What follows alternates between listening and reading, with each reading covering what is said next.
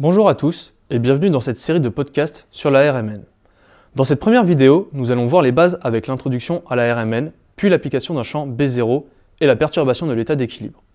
Le proton est composé de quarks, 2 up et 1 down, ayant pour valeurs respectives plus 2 tiers et moins 1 tiers. En résulte ainsi une asymétrie des charges, entraînant un mouvement de rotation du proton appelé spin intrinsèque. Le neutron est composé lui aussi de quarks, 2 down et 1 up. Il possède également un spin intrinsèque. À l'échelle d'un noyau, les spins intrinsèques des neutrons et des protons s'apparient selon le principe d'exclusion de Pauli.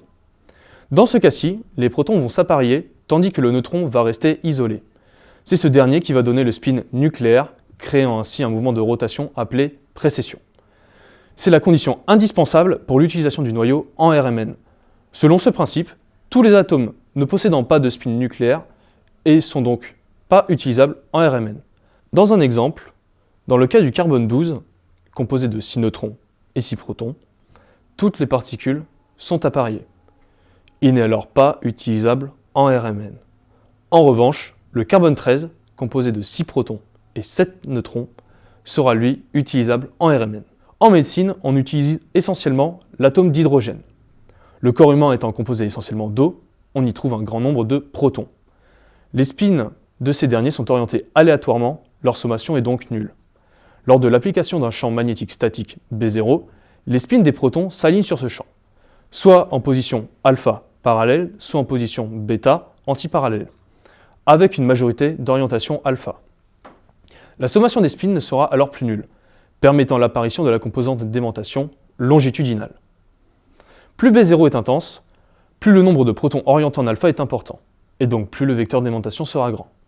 En ajoutant un plus grand nombre de protons, il y aura statistiquement plus d'orientation en alpha, et donc le vecteur d'aimantation sera également plus important. L'IRM vise à étudier la relaxation des spins nucléaires. Il faut donc d'abord les exciter, puis observer cette relaxation.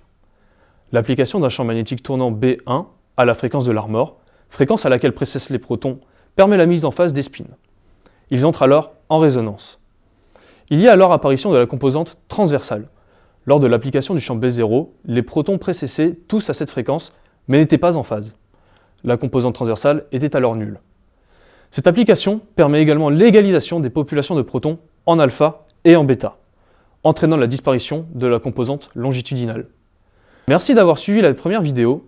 Tu peux voir la suite en cliquant sur la fiche juste en haut. Bon courage!